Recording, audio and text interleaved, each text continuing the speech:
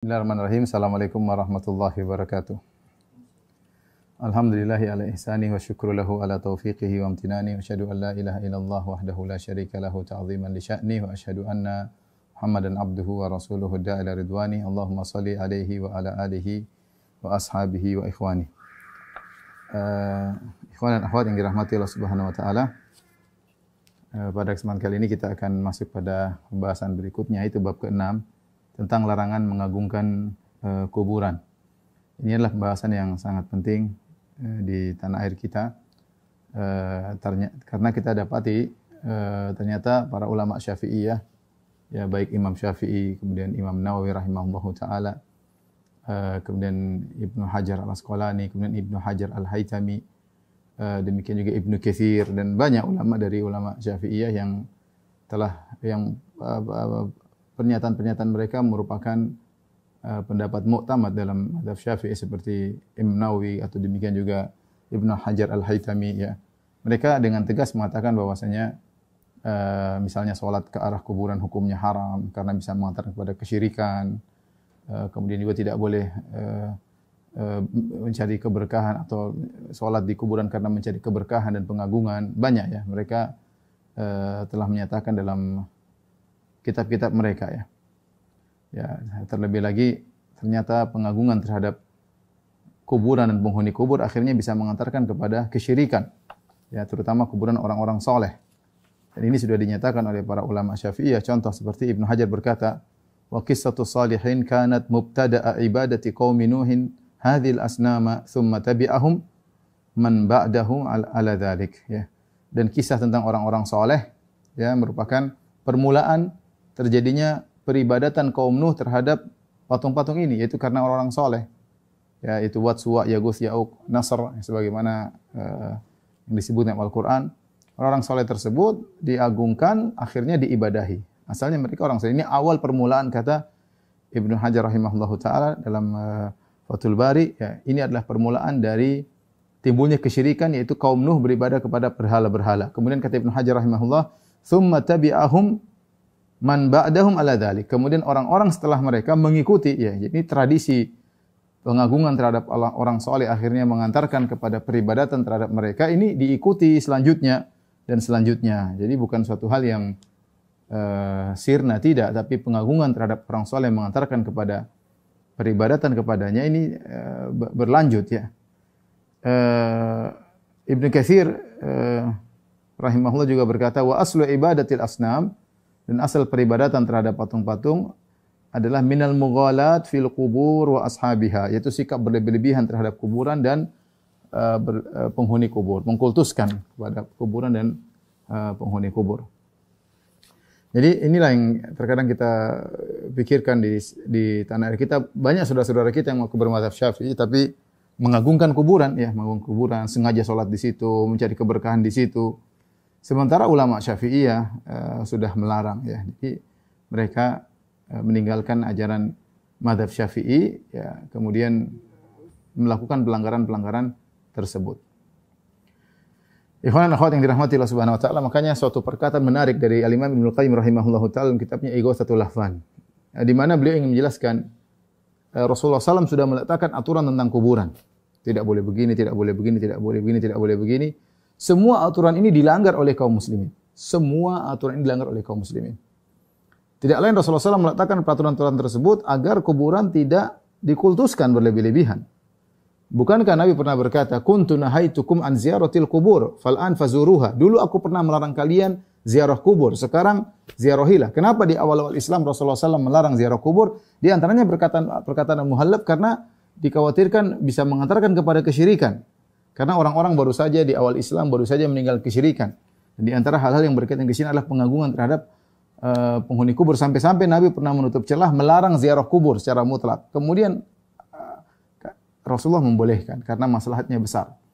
Tetapi bahwasanya pengkultusan terhadap penghuni kubur bisa menimbulkan peribadatan kepada penghuni kubur, ini sangat mungkin.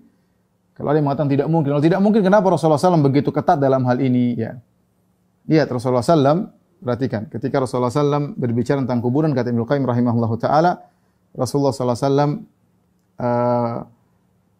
melarang untuk sholat ke arah kuburan.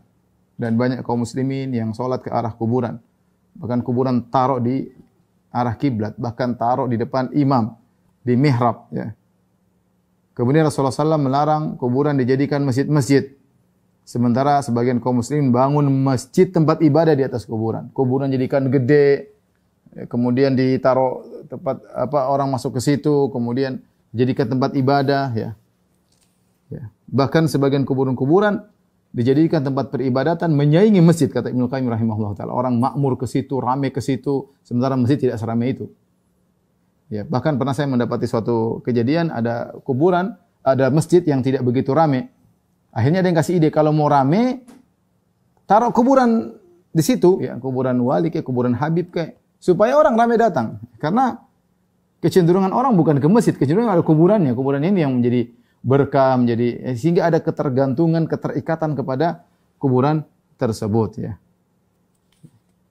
Rasulullah SAW melarang menyalakan lampu di kuburan, sementara sebagian orang bahkan mewakafkan hartanya untuk menyalakan lantara-lantara di atas kuburan. Ini berkata Ibnu Qayyim rahimahullah taala. Rasulullah SAW melarang kuburan dijadikan id, ya, suatu kegiatan ramai-ramai kumpul-kumpul perayaan tahunan, sementara sebagian orang menjadikan id, ya. Tatkala acara haul mereka pergi ke kuburan seperti id, ya, berulang-ulang. Ini terjadi di antara kaum muslimin. Rasulullah SAW memerintahkan untuk meratakan kuburan-kuburan. Dan ini dalilnya dalam Sahih Muslim, jelas.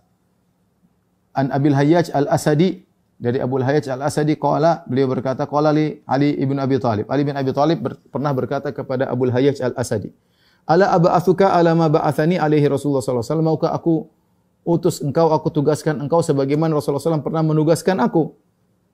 Allah tada'a timthalan illa tamastahu. Jangan kau lihat ada satu patung pun kecuali kau hilangkan. Wala qabran musyrifan illa sawaitahu. Tidak ada kau dapati satu kubur yang tinggi kecuali kau ratakan. Ini wasiat Nabi kepada Ali bin Abi Thalib radhiyallahu taala anhu. Ya, kalau kita bicara tentang kita tahu zuriyah Rasul, para habaib semuanya kembali kepada Ali bin Abi Thalib, ya.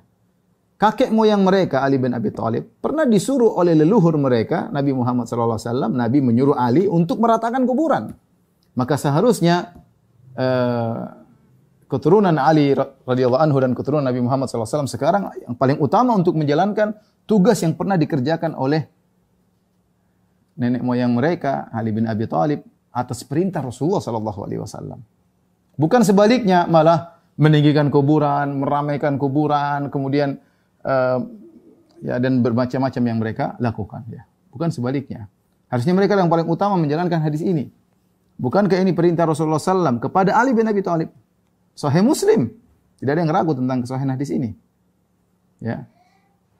Maukah, kata Ali bin Abi Thalib, dia meneruskan, dia perintah orang lagi. Jadi perintah tersebut berkelanjutan. Kata Ali, maukah aku perintahkan engkau sebagaimana Rasulullah SAW pernah perintahkan aku? Jangan kau biarkan patung kecuali kau hancurkan, ya, dan jangan kau biarkan ada kuburan yang tinggi kecuali kau ratakan. Demikian juga Imam Muslim meriwayatkan dalam sahihnya dari Sumamah bin Sufai, ya, Syufai. Beliau berkata, kunna ma'a Fadhalah ibni Ubaid bi ardi Rum Birudas, ya, atau Birudis, ya. Kami satu hari bersama Fadhalah bin Ubaid di suatu daerah di negeri Romawi. Fatufiya sahibun lana. Maka ada sahibun lana, salah seorang dari kawan kita meninggal dunia. Fa'amara Fadhalah bin Ubaid biqabrihi fasuwiya. Ya.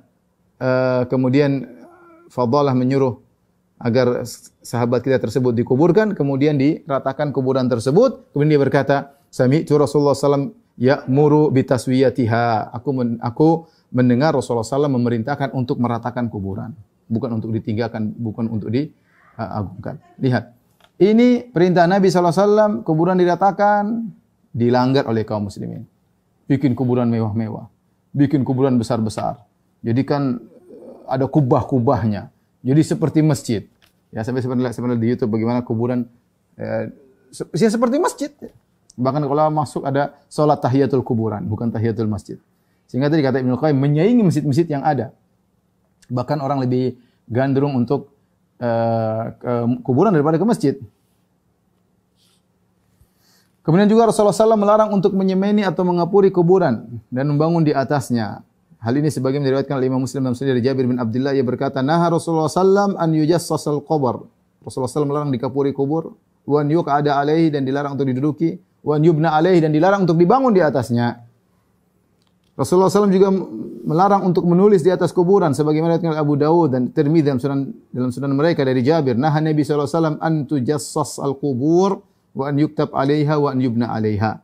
Rasulullah SAW melarang untuk dikapuri kuburan dan ditulis di atasnya, dan dilarang untuk dibangun di atasnya. Ini semua dilanggar oleh kaum muslimin. Dikapurin, ditinggiin, ditulisin, ditulis macam-macam, tulis kaligrafi, tulis sebagian riwayat hidupnya dan macam-macam orang tulis.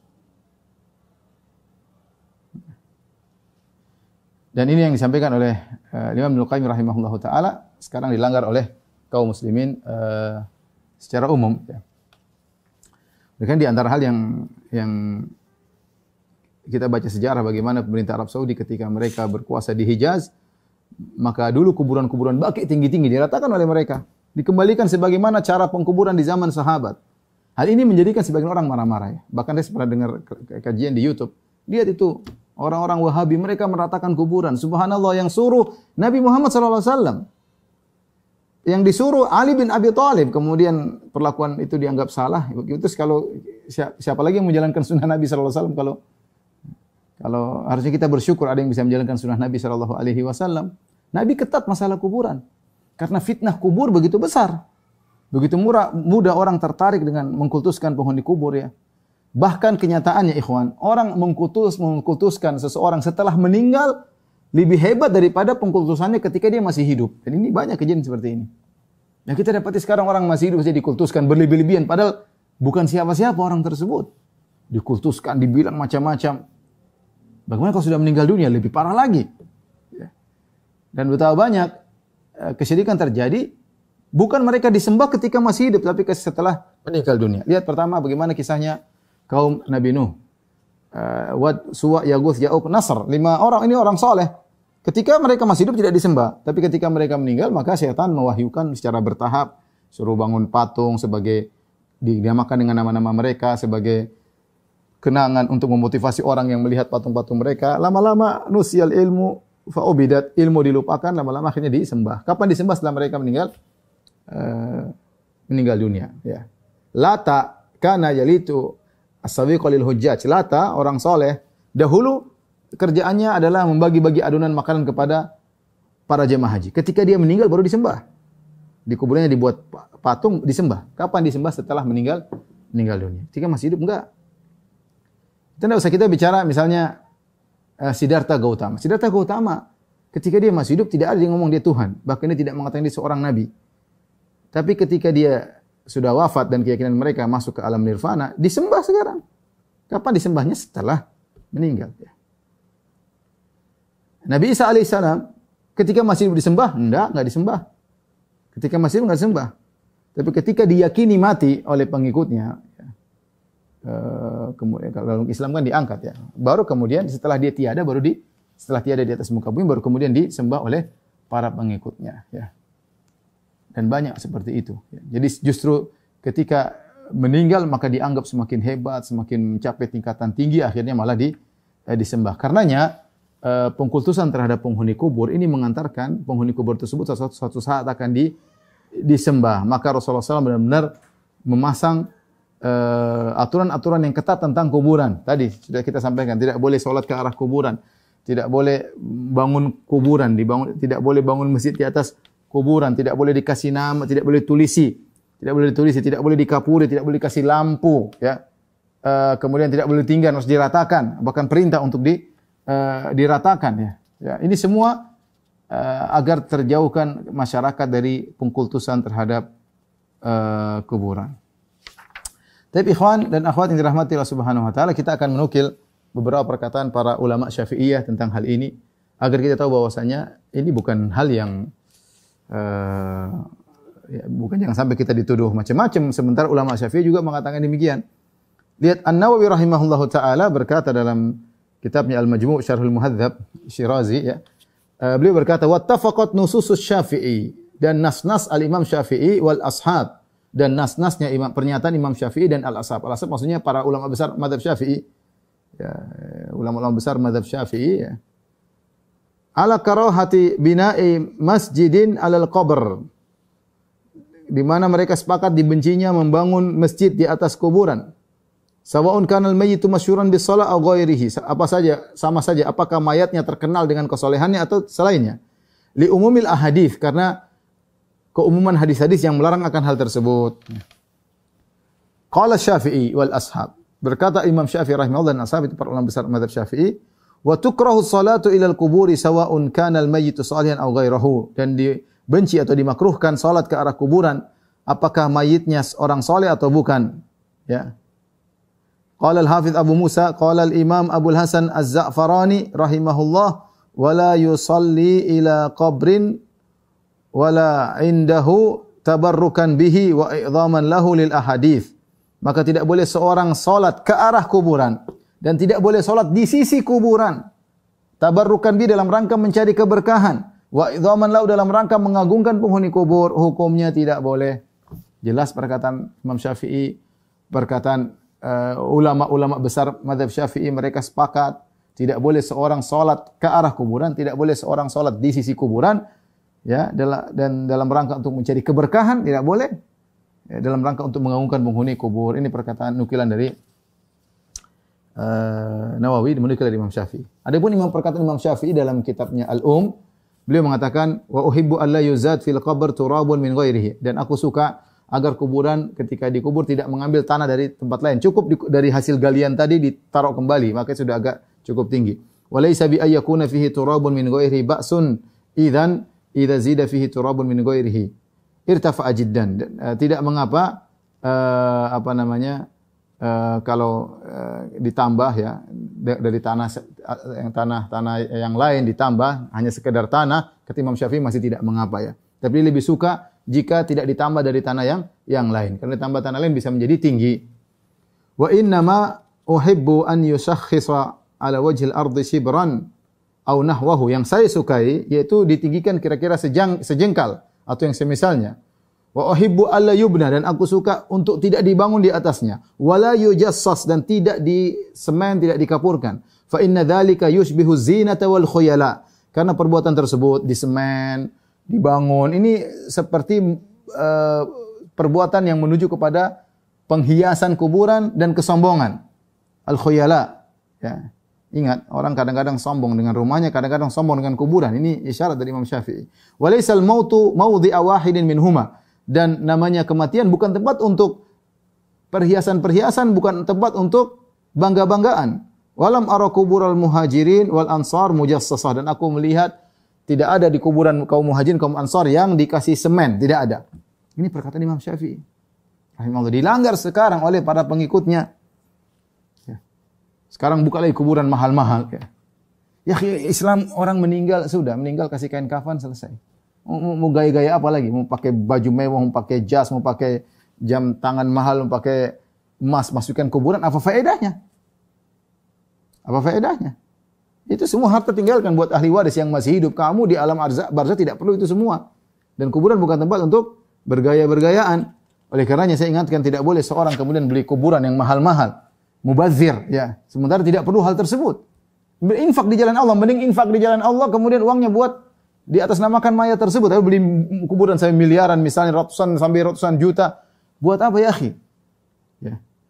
Maunya kuburan dibuat taman, kuburan itu sederhana sehingga orang kalau datang lihat dia ingat akhirat. Apa tujuan kita ke kuburan? Untuk ingat akhirat, bukan untuk lihat taman ada air-airnya, bukan.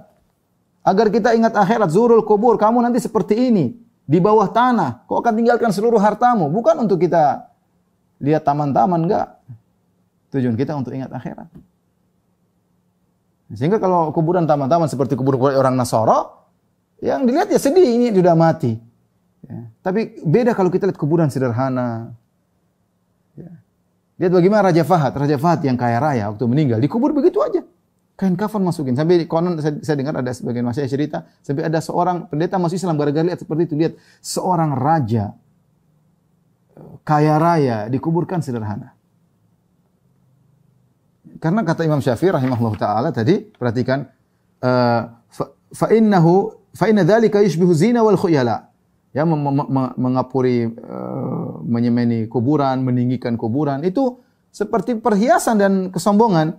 Walaisal mautu mawdhi'a wahidin minhum, dan kematian bukan tidak ada kaitannya dengan kita bergaya-gaya lagi. Kalau masih hidup boleh kita pakai baju bagus, sudah meninggal sudah selesai. Bukan lagi sombong-sombongan. Oh, kuburan bapak saya di sana, oh saya beli mahal, ya akhi, buat apa ente? Mending Anda sumbangkan tadi di jalan Allah, niatkan untuk bapak Anda. Ini perkataan Imam Syafi'i rahimahullahu ta'ala, ya. Baik.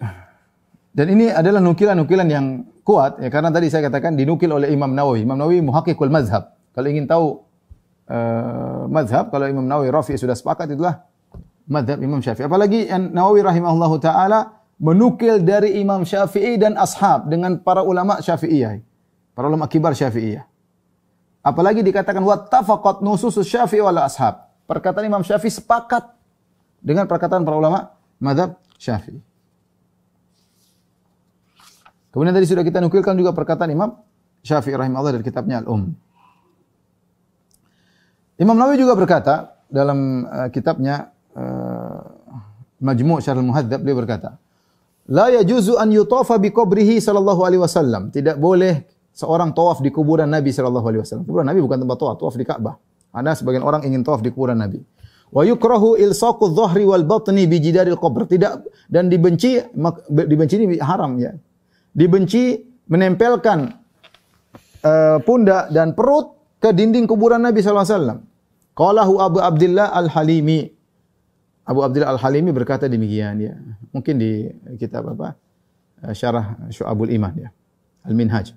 Wa ghairuhu, demikian juga ulama yang lain telah menjelaskan akan ini. Tidak boleh sengaja menempelkan pundak dan perut ke kuburan Nabi, mencari berkah enggak boleh.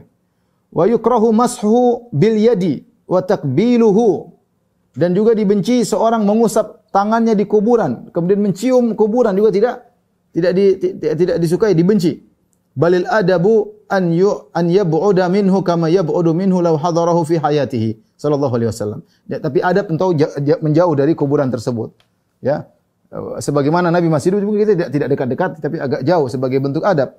Wa hadha huwa shawab alladhi qalahu ulama wa atbaqu alaih. Dan inilah yang benar. Artinya dia jelaskan ada orang menyimpang, ada yang mengatakan cium kuburan Nabi, tempel kuburan Nabi, tapi dibantah Nawawi. Nawawi rahimahullah berkata ini yang benar, yang telah dikatakan oleh para ulama, wa atbaqu alaih, dan mereka sepakat akan hal ini. Wala yugtar, jangan terpedaya bi mukhalafati katsirin minal awam wa fi'lihim dzalik. Jangan terpedaya dengan penyelisihan banyak orang awam dan perlakuan mereka seperti itu. Kenapa Imam Nawawi mengatakan ini? Karena orang latah ketika dia ke kuburan, ke Masjid Nabawi, lihat orang tempel-tempel, dia ikut-ikutan. Orang tempel-tempel, kemudian orang pada ikut-ikutan. Imam Nawawi mengatakan, ingat, jangan ikut-ikut perbuatan orang awam. Fa innal iktida'a wal amal innama yakunu bil ahadits as-sahihah. Sungguhnya meneladani dan beramal hanya berdasarkan hadis-hadis yang sahih. Wa aqwalil ulama, dan penjelasan para ulama. Wala yultafat ila muhdatsatil awam wa ghairihim wa jahalatihim. Jangan tengok sama sekali kepada perbuatan-perbuatan bid'ahnya orang-orang awam dan yang lainnya dan kebodohan-kebodohan mereka. Wa qala al-Fudail bin Iyad. Fudail bin Iyad pernah berkata rahimahullah, yang maknanya adalah ittabi' turuqal huda wa la yadhurruka qillatus salikin. Ikutilah jalan-jalan kebenaran, tidak akan beri mudarat kepadamu meskipun yang ikut cuma sedikit orang. Wa iyyaka wa turuqad dhalalah. Hati-hatilah kau waspada dengan jalan-jalan kesesatan. Wa la taktar bi kathratil halikin. Meskipun yang ikut banyak, jangan kau terpedaya, mereka akan binasa semua. Ya, ini kata Nawawi, dia menukil dari Al-Fudail bin Iyad. Kemudian kata Nawawi, wa man khatara bi balihi anna al-masha bil yadi wa nahwahu ablagu fil barakah fa huwa min jahalatihi. Barang siapa yang terbetik dalam benaknya bahwasanya mengusap tangannya ke kuburan Nabi atau yang semisalnya lebih mendapatkan banyak keberkahan, maka ini karena kebodohannya, wa ghaflatihi, dan kelalaiannya. Li'annal barakata innama hiya fima wafaqa syar'a. Karena barakah itu adalah jika sesuai dengan syariat. Wa kaifa yanbaghi al-fadlu fi mukhalafati shawabi. Bagaimana bisa mendapatkan keberkahan dalam rangka menyelisihi kebenaran. Nukilan yang sangat agung. Sekarang lihat kuburan orang usap-usap orang ini, Masya Allah. Nabi aja kuburannya nggak boleh, cuma kuburan orang-orang yang nggak jelas.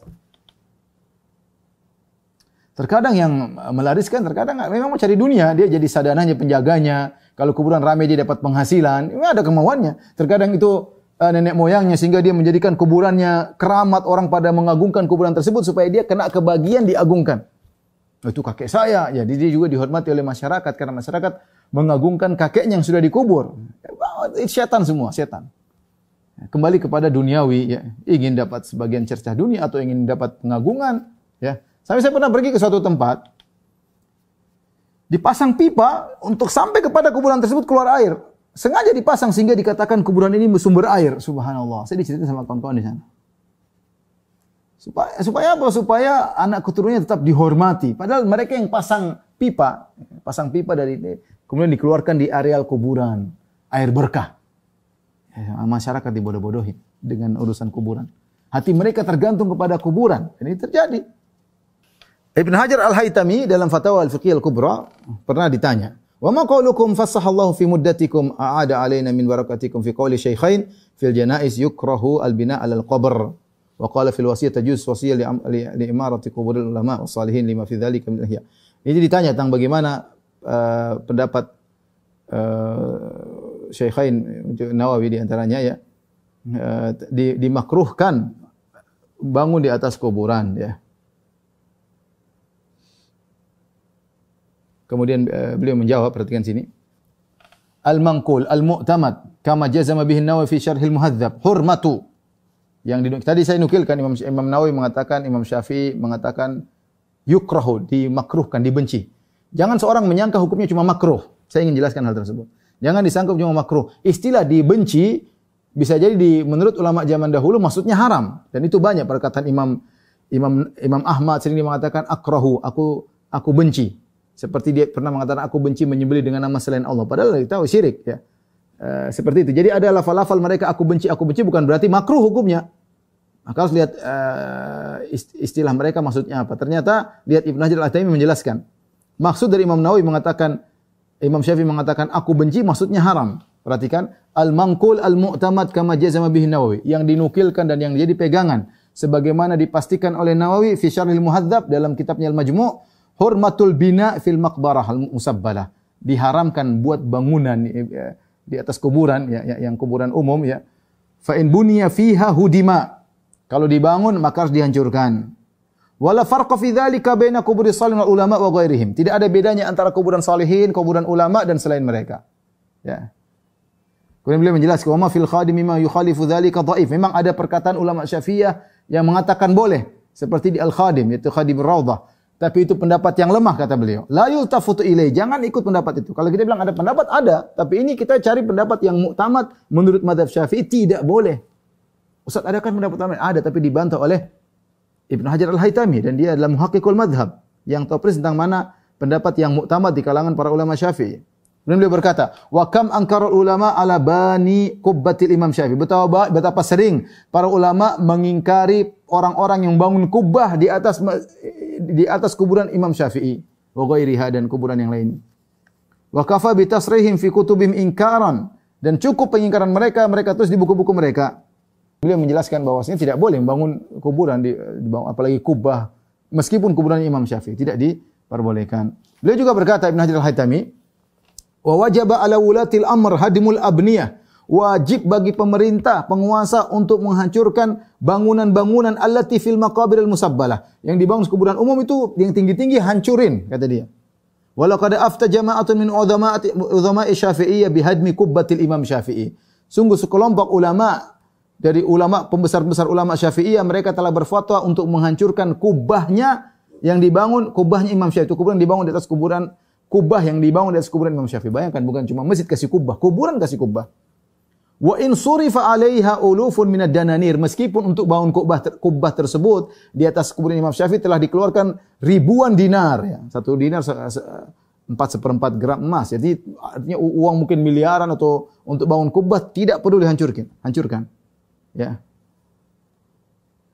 Likauniha fil maqbaratil musabbala, dan ini karena kuburan tersebut terletak di kuburan umum. Wa hadza a'nil binaa'a fil maqabil musabbala mimma amma wa tamma wa lam yatawaqqahu kabirun la saghirun fa inna lillahi wa inna ilaihi raji'un.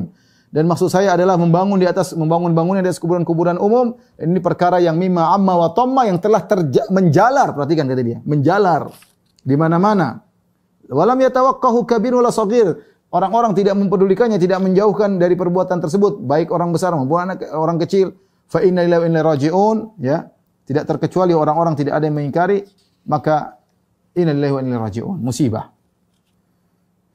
Bahkan beliau mengatakan ya bahwasanya ya salat ke kuburan para nabi, ke arah kuburan para nabi, kuburan wali-wali dalam rangka mencari keberkahan dan dalam rangka pengagungan mereka, inilah bentuk merupakan dosa besar kata Ibnu Hajar Al-Haytami, ya, termasuk dosa besar ya. Wa min thamma qala ashabuna, kata beliau, karena itu perkataan sebagian ulama kita, tahrumu salatu ila kuburil anbiya wal awliya tabarrukan wa i'dhaman. Haram salat ke arah kuburan para nabi dalam rangka mencari keberkahan, dalam rangka pengagungan. Fasyaratu syai'ain an yakuna qabral mu'azzam, an yakuna qabra mu'azzamin wa an yuqsada bi salati ilaihi wa mithlaha salat alaihi atabarruka wal i'dham. Ya, mereka mengatakan jadi ada syaratnya, dikatakan dosa, yaitu jika salat ke arah kuburan dalam rangka untuk mencari keberkahan, jadi salat ke arah kuburan hukumnya haram, dan dalam rangka untuk mencari keberkahan atau dalam rangka untuk pengagungan. Wa qawnu hadzal fi'li kabiratan dhahirun minal ahadits madhkurah lima alimta. Dan ini perbuatan dosa besar ya.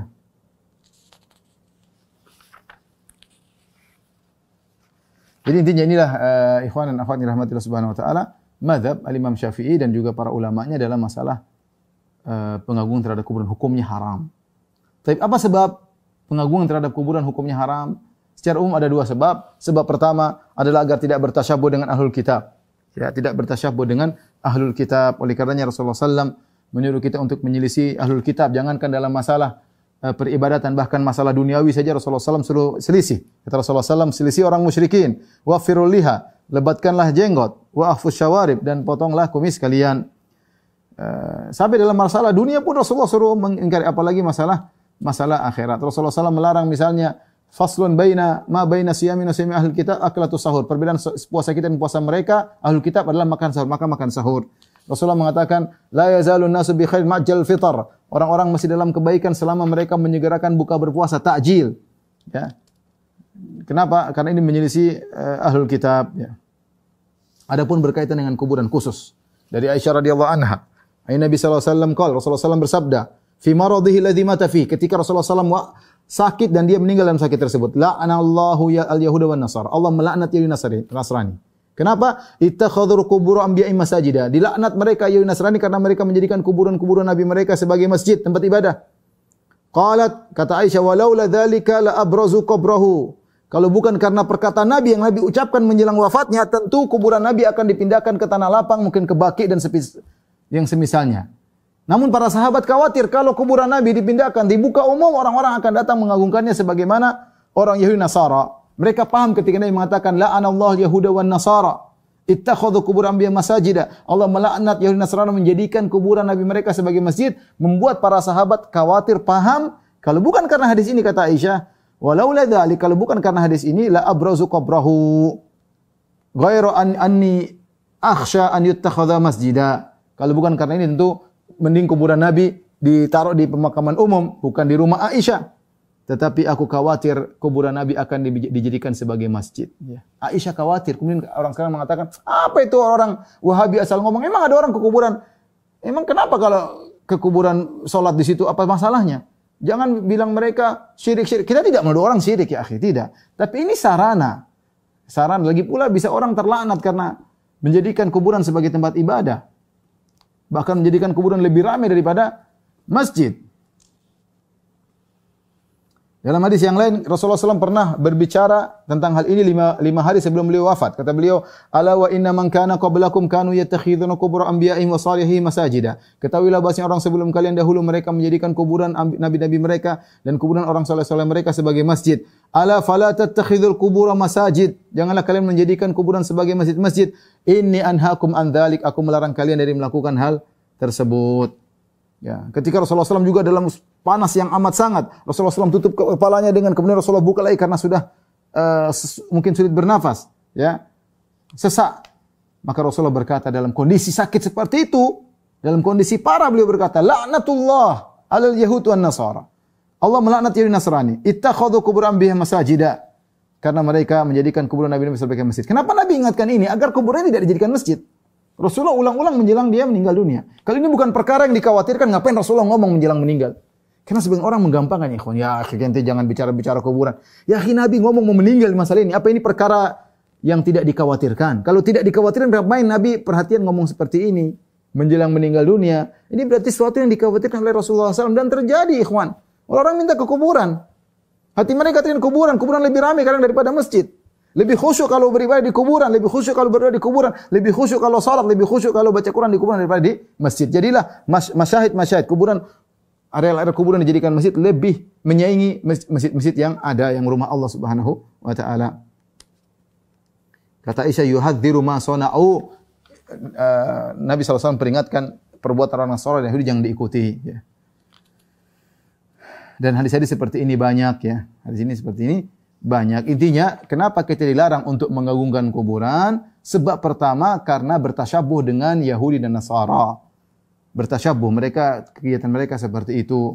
Dan Rasulullah mengatakan, man tasyabbaha biqaumin fahuwa minhum. Barang siapa menyerupai satu kaum, dia termasuk di kaum tersebut.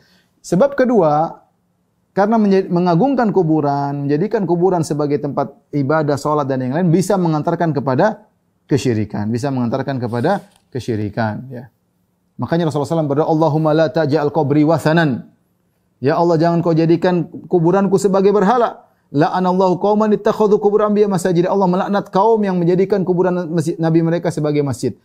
Ini berarti telah terjadi. Jadi kalau ada yang mengatakan enggak ada itu orang menjadikan kuburan sebagai masjid, enggak ada itu orang minta kepada penghuni kubur, kita bilang sudah terjadi. Orang-orang terdahulu mereka mengkultuskan kuburan berlebihan sehingga dijadikan masjid. Dan Nabi berdoa, Allahumma la taj'al qabri wathanan. Ya Allah, jangan kau jadikan kuburanku sebagai berhala yang disembah. Apa itu bukan Rasulullah khawatir? Rasulullah khawatir.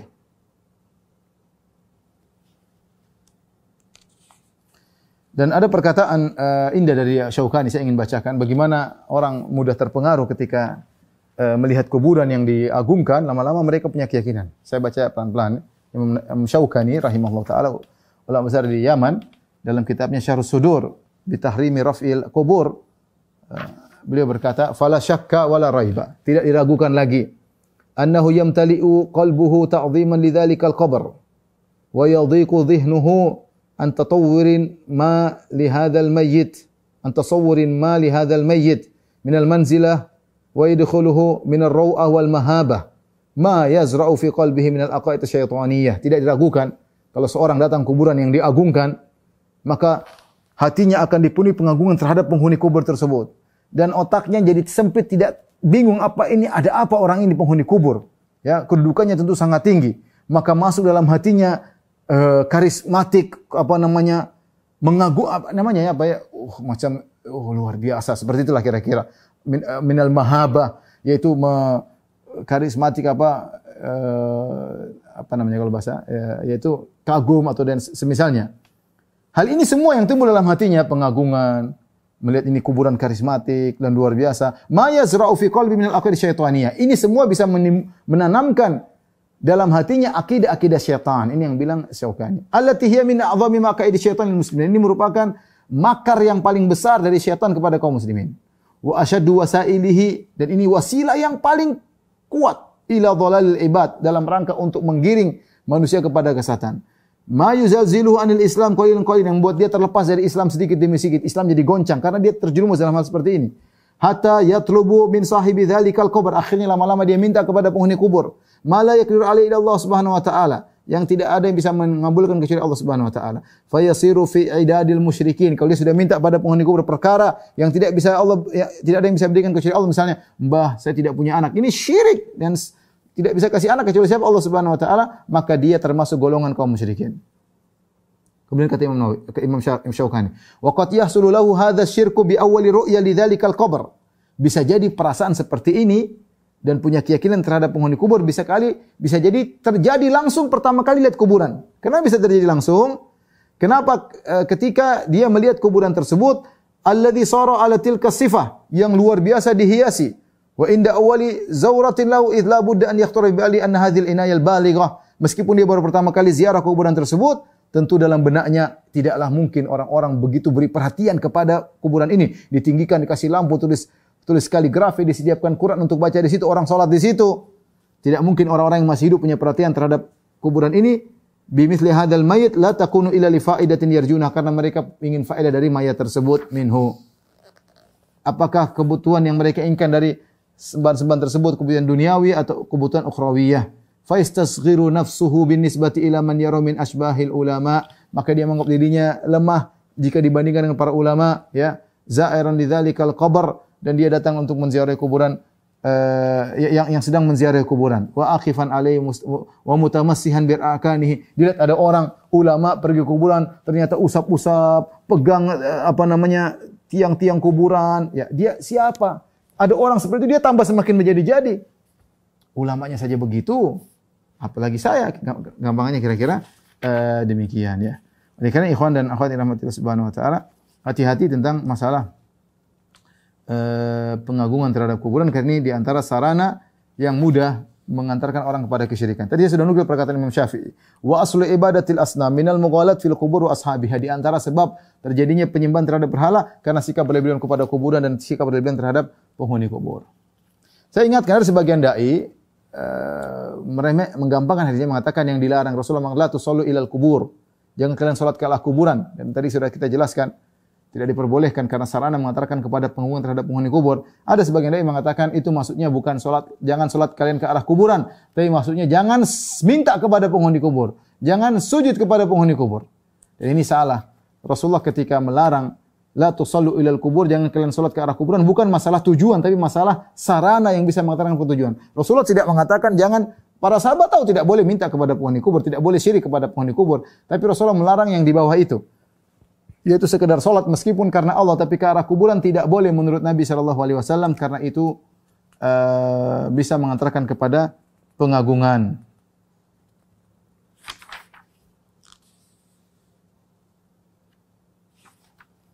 Bahkan Ibnu Hajar Al-Haytami berkata tentang haramnya salat menghadap kuburan para nabi, dia berkata li'annahu yuaddi ila syirk, karena salat ke arah kuburan mengantarkan kepada kesyirikan, kesyirikan. Oleh karenanya Al-Imam Zahabi rahimahullah taala menjadikan termasuk dosa besar adalah menjadikan kuburan sebagai masjid, menyalakan lampu-lampu di atas kuburan dan menjadikan kuburan sebagai berhala-berhala, tawaf di kuburan, mengusap-ngusap kuburan dan salat ke arah kuburan, dosa besar semuanya menurut Imam Nawawi, Imam Zahabi rahimahullahu taala. Bukan Zahabi, maksud Ibnu Hajar Al-Haytami.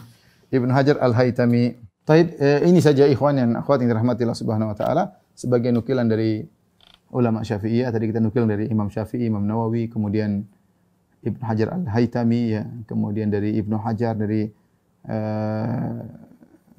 Ibnu Katsir, yang semuanya penjelasan mereka bahwasanya tidak boleh seorang mengagungkan kuburan, ya. Di antara bentuk pengagungan disebutkan ditinggikan kuburannya, kasih lampu, tulis kaligrafi, apalagi sejarahnya, diusap-usap, ya, ditempelkan badan, kemudian sholat ke arah kuburan, sholat di kuburan, cari berkah di kuburan, mengagungkan penghuni kubur. Ini semuanya dilarang dalam syariat karena mengantarkan kepada pengagungan terhadap penghuni kubur dan lama-lama bisa mengantarkan kepada kesyirikan. Tapi demikian saja ikhwan dan akhwat kajian sampaikan pada kesempatan kali ini. Insyaallah kita berjumpa di kesempatan yang lain. Kurang lebihnya mohon maaf. Wabillahi taufiq wal hidayah. Assalamualaikum warahmatullahi wabarakatuh.